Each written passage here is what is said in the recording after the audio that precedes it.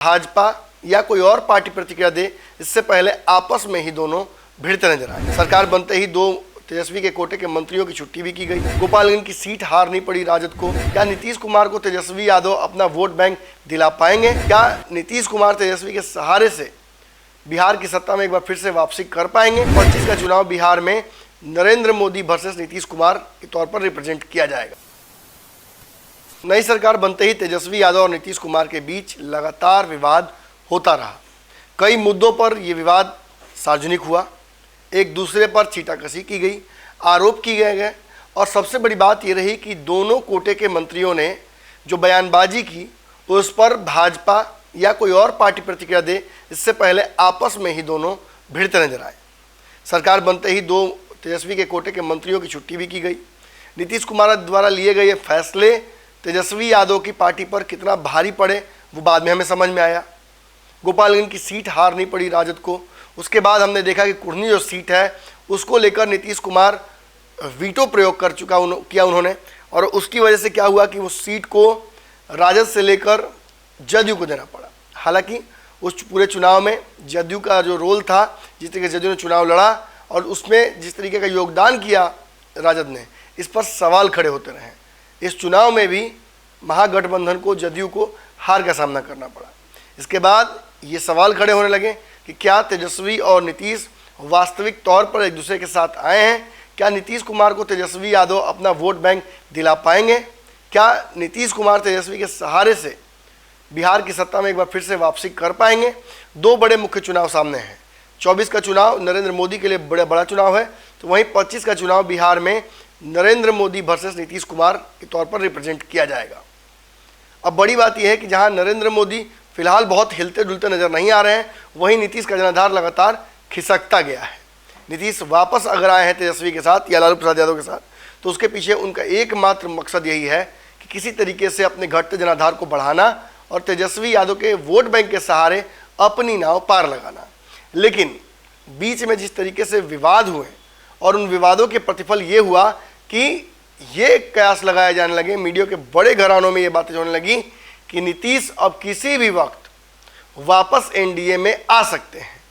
इसको लेकर कई बार बयान भी सार्वजनिक आए। कई लोगों ने भाजपा की तरफ से दावा किया कि नीतीश कुमार की बातचीत जो है वो लगातार भाजपा के शीर्ष नेतृत्व से हो रही है।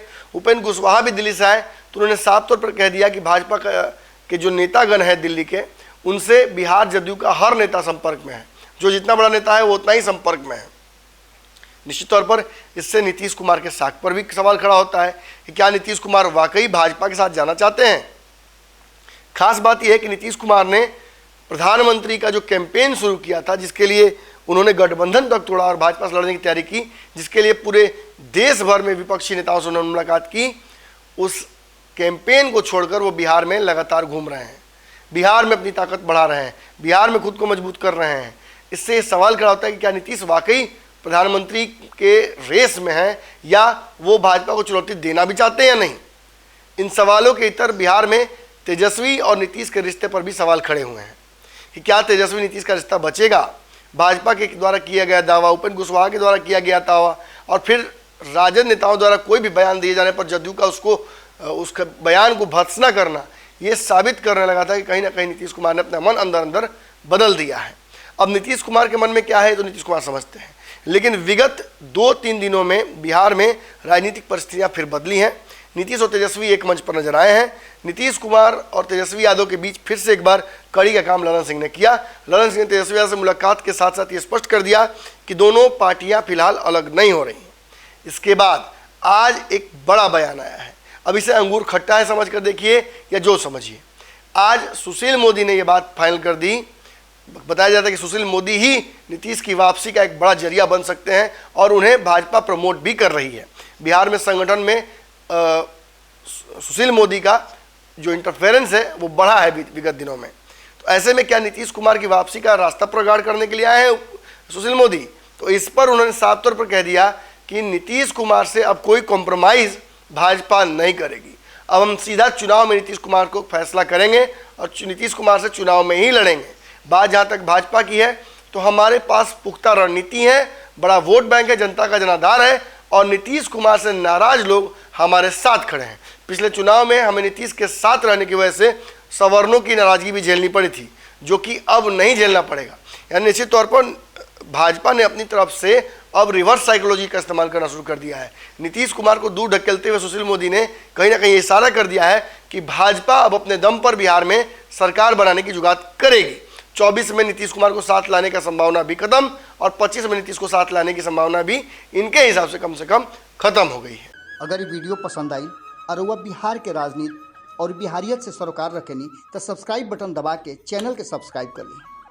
ओजे एगो घंटी बा, ओकरा बटन दबा देला से कुल सटीक और मारक खबर रुआ मुफ्त में मिल जाई। अगर रुआ पत्रकारिता के हमनी के नया प्रयोग में सहयोग कर चाहतानी तो ज्वाइन बटन दबा दी। पेटीएम नंबर नोट कर ली 9386816700। धन्यवाद।